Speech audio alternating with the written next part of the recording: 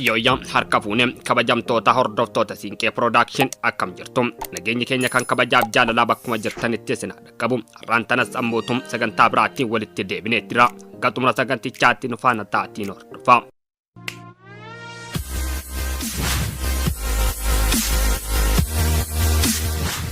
Hidhi Abbaayii Itoophiyaan ijaaraa jirtu gaafa xumuramee Afrikaa irraa guddinaan kan jalqabaan ta'am. Itoophiyaan hidha Abbaayyaa bishaaniin guutuun sarfaffaa isaa xumuraa haala milkaa ta'een xumuramuun fulbaana 2023 beeksifte. Kana hordofee siriin ammoo hanga bishaan laga Abbaayyaa irraa argattu na jalaa miidhaa jechuun mufii qabdu ibsatte. Projektiin guddichi Itoophiyaa geeta tokkoffaa fi walakkaa waa'ee isaa odeeffamu kun maalidha kan jedhu laalla. Maqaan guutuun hidha haaromsa Itoophiyaa guddicha jedhuun beekama. Hidha laga Abbaayyaa ni jedhama. Addunyaan ammoo The Grand Ethiopian Renaissance Dam yookiin ammoo gabaabinaan GRD jechuudhaan waamu. Hidhi kun laga Abbaayyaa irratti hojjetame. Lagni Abbaayyaa ammoo laga guddicha Afrikaa yoo ta'u dheerinaan ammoo addunyaa irratti tokkoffaadha. Ammas addunyaan laga Abbaayyaa The Nile of River jechuun waamu. Lagni Abbaayyaa Itoophiyaa keessaa ka'ee Suudaanii fi Masrii keessa darbee galaana Meeditiraanaa qaba. Bishaan laga Abbaayyaa sentii 85 gumaachutu Itoophiyaadha. Hidha laga Abbaayyaa kun kan hojjetame lixa Itoophiyaa naannoo bishaan Gulgumuz bakka Gubaa jedhamu keessatti yoo ta'u bakki kun daangaa Suudaan irraa kiiloomeetira 30 qofa fagaata.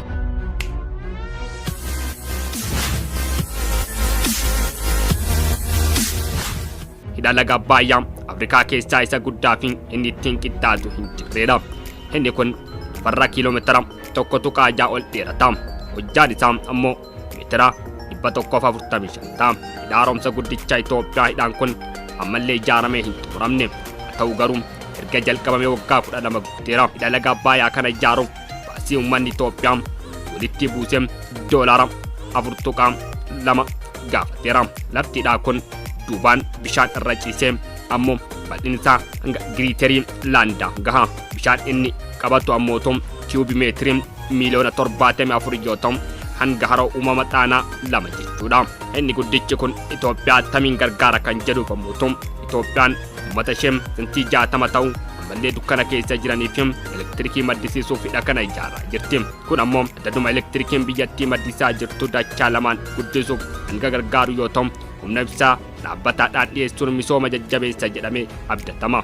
Suudaan kibbaa, Keeniyaa, Jibuutii fi Eertiraa dabalatee elektirikota biyya ollaaf dhiyeessuuf gargaara. Inni kun maaliidhaaf Masriif Suudaaniin mufachiisa kan jedhuuf ammoo uummata miliyoona 107 kan qabdu Masriin bishaan isheen barbaachisu hundaaf laga Abbaayyaa kanarratti akka hirkattu dubbatti.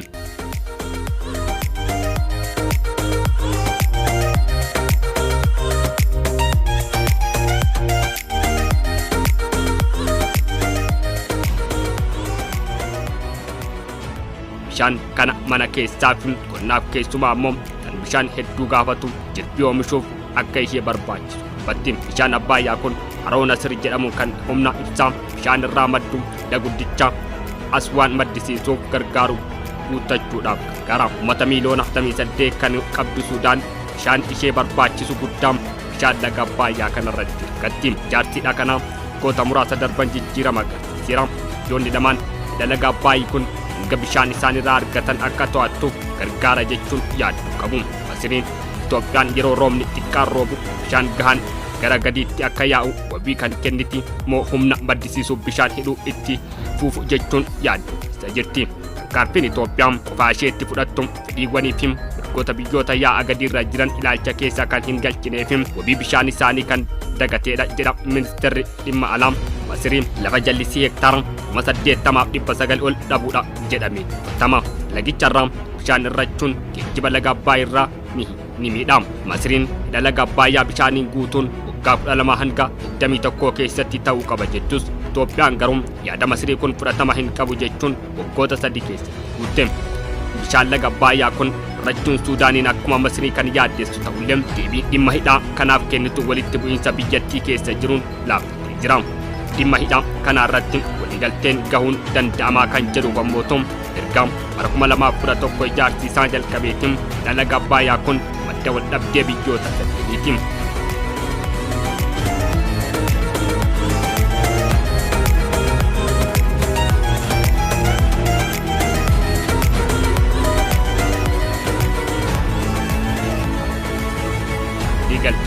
bara 1979 waliigaltee kana bara 1979 waliin Masriif Suudaaniif bishaan laga Abbayyaa hundatti akka fayyadaman erga kennaafi.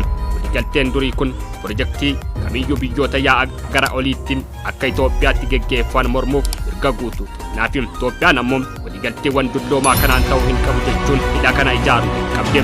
Masrii Itoophiyaa fi Suudaan waliigaltee haram bara 2015 mallatteessaniiru. Haa ta'u malee mariin Itoophiyaa hidha kanaa guuttachuuf bishaan laga Abbayyaa ittamiin jedhamuu qabdi kan jedhu irra deebii cabeera.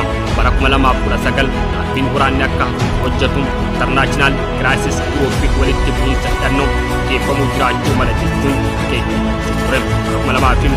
Baruma 2019 keessa US ammoo Masrii Itoophiyaa waliigaltee irra akka gahaniif gidduu seentuu turte. Haa ta'u malee milkaa'inni gidduu seenuu US kun xiqqaa ture. Soota Itoophiyaa hidhaa kana bishaaniin guutuu milkaa'inaan xumuramu ifa hin godhin torbaan 3 dura mariin jalqabamee ture.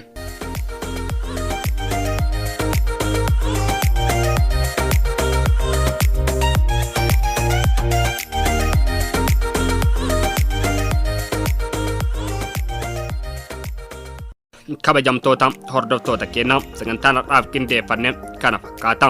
Sagantaa biraatiin hanga walitti deebinutti namni mana keenyaaf hawwii yuutuubicha keenyaaf haaraa taatan sabiskiraayib, laayik, sheer gochuun nu cinaa dhaabbadha. Xumuree jira. Horaa bulaa deebanaa.